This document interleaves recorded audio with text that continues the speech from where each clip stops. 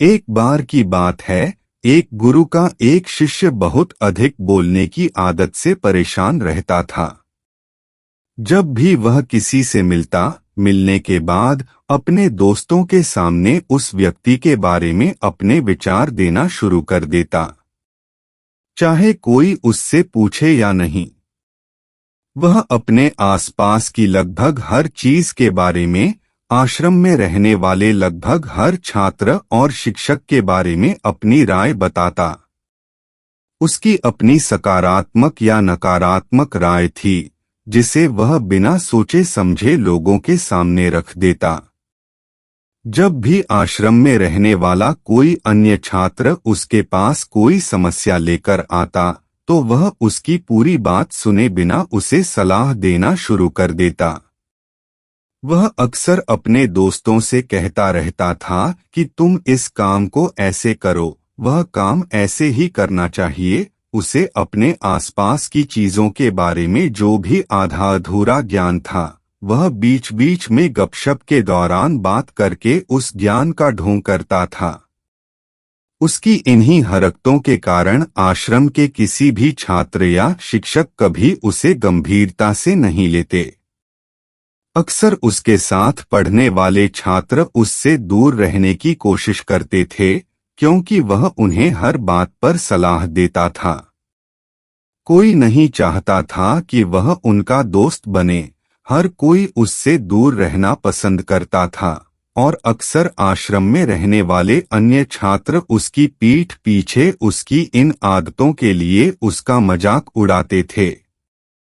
वह लड़का खुद भी जानता था कि उसके बहुत बोलने की आदत के कारण उसे कोई पसंद नहीं करता।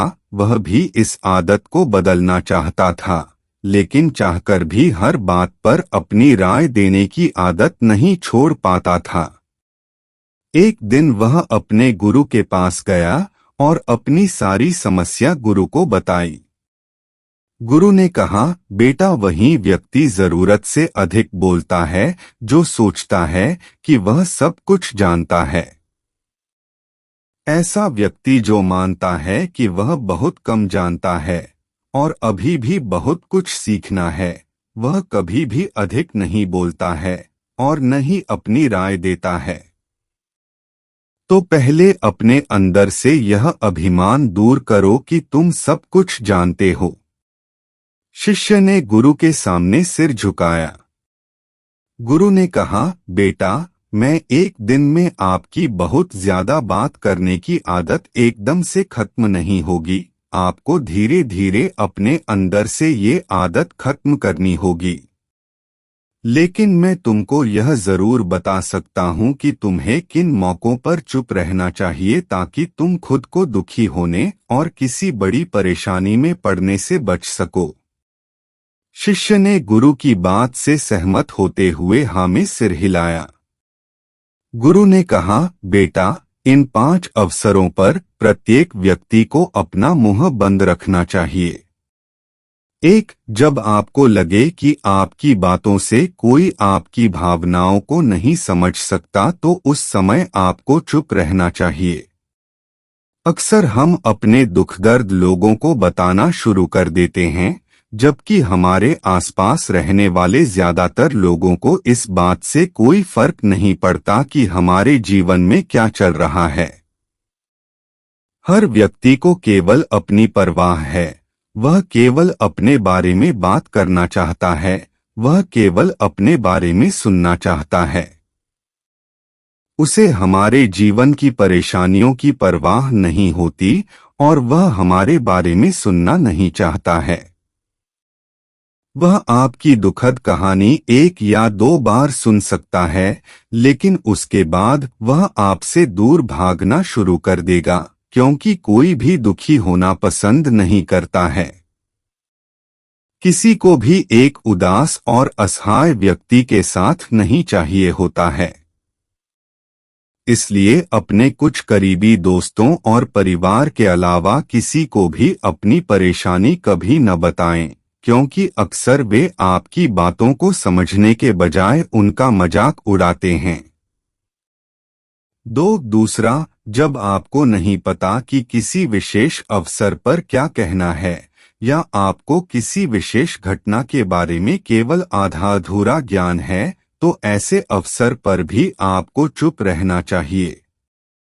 ऐसा व्यक्ति जो आधा अधूरा ज्ञान होने के बाद भी उस विषय पर बात करता है, वह अक्सर उपहास का पात्र बन जाता है।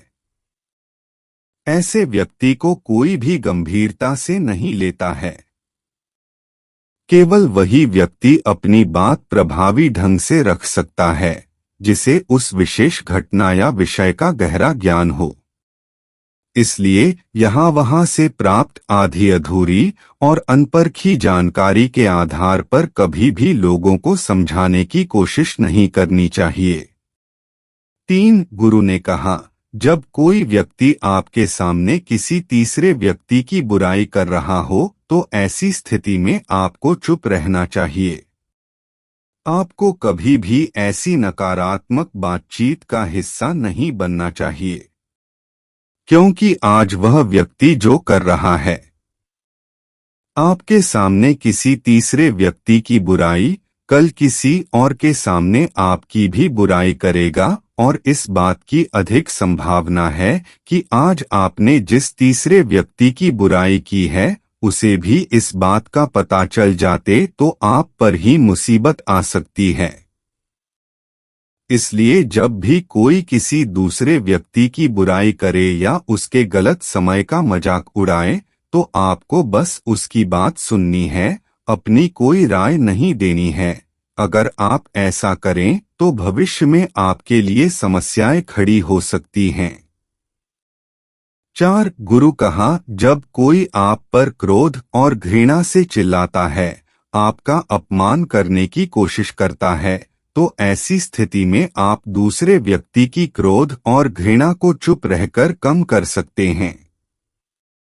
चुप रहकर भी आप स्थिति को बिगड़ने से रोक सकते हैं। जब आप ऐसा नहीं करते हैं और दूसरे व्यक्ति के क्रोध का उत्तर क्रोध से दे देते हैं, तो परिणाम काफी भयंकर होता है।